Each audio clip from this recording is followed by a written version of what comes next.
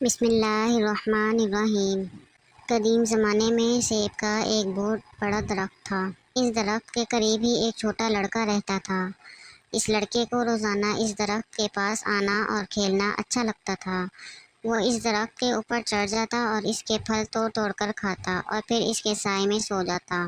وہ لڑکا اس درخت کو بہت چاہتا تھا اور اسی طرح اس درخت کو بھی اس لڑکے کے ساتھ کھیلنا اچھا لگتا تھا۔ وقت گزرتا رہا اور لڑکا بڑا ہو گیا۔ اب وہ پہلے کی طرح روزانہ اس درخت کے پاس کھیلنے نہیں آتا تھا۔ ایک روز وہ نوجوان درخت کے پاس آیا۔ وہ مایوس لگ رہا تھا۔ درخت نے اس سے کہا، آؤ میرے ساتھ کھیلو۔ نوجوان نے اس سے کہا، اب میں بچہ نہیں رہا، اب میں درختوں کے ارد گرد نہیں کھیلتا، مجھے کچھ کھلونے چاہیے اور انہیں خریدنے کے لیے پیسوں کی ضرورت ہے۔ اس وقت درخت نے کہا، مجھے افسوس ہے، میرے پاس پیسے تو نہیں ہیں، لیکن میرے اوپر جو سیب لگے ہوئے ہیں تم انہیں توڑ کر بیچ سکتے ہو، اس کے بعد تمہارے پاس پیسہ آ جائے گا۔ نوجوان بہت خوش ہوا اور اس نے درخت کے سبھی سیب توڑے اور خوشی خوشی چلا گیا۔ سیب توڑنے کے بعد نوجوان واپس نہیں آیا۔ درخت کو مایوسی ہوئی۔ ایک دن وہ نوجوان آیا۔ اب وہ جوان ہو چکا تھا۔ درخت بہت خوش ہوا۔ اس نے جوان سے کہا، آؤ میرے ساتھ کھیلو۔ حسب توقع اس نے انکار کر دیا۔ میرے پاس کھیلنے کا وقت نہیں ہے، میرے لیے ضروری ہے کہ میں اپنے کنبے کے لیے کام کروں، ہمیں رہنے کے لیے ایک مکان کی ضرورت ہے۔ کیا آپ میری مدد کر سکتے ہیں؟ درخت نے اس سے کہا، افسوس ہے لیکن میرے پاس کوئی گھر نہیں ہے، پھر بھی اپنا گھر بنانے کے لیے تم میری ٹہنیاں کاٹ سکتے ہو۔ اس آدمی نے درخت کی ساری ٹہنیاں کاٹ لیں اور خوشی خوشی چلا گیا۔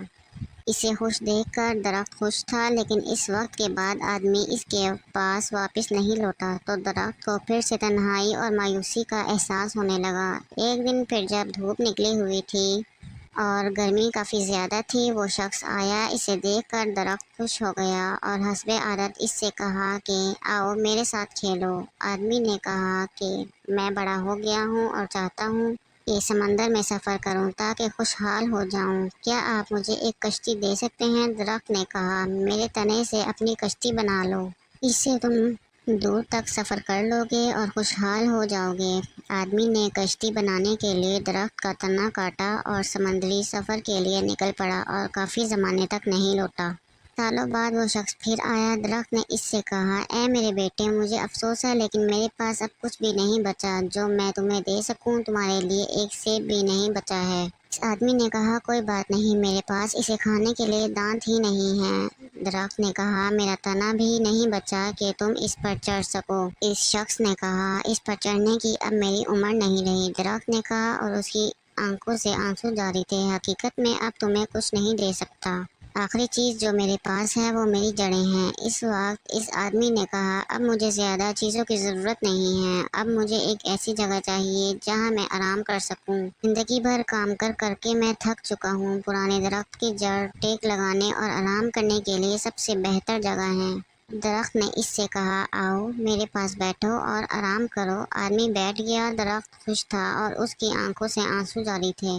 وہ بچہ آپ خود ہیں اور سیب کا وہ درخت آپ کے والدین ہیں۔ درخت والدین کی طرح ہیں۔ جب ہم بچے ہوتے ہیں تو ہمیں ان کے ساتھ کھیلنا اچھا لگتا ہے، اور جب ہم بڑے ہو جاتے ہیں تو ہم انہیں چھوڑ کر چلے جاتے ہیں اور اسی وقت واپس آتے ہیں جب ہمیں ان سے کوئی ضرورت ہوتی ہے۔ اور کچھ بھی ہو جائے، والدین کبھی بھی اپنی قیمتی سے قیمتی چیز اپنے بچوں کو دینے میں تردد نہیں کرتے، جو ان کی آنکھوں میں بچے ہی رہتے ہیں۔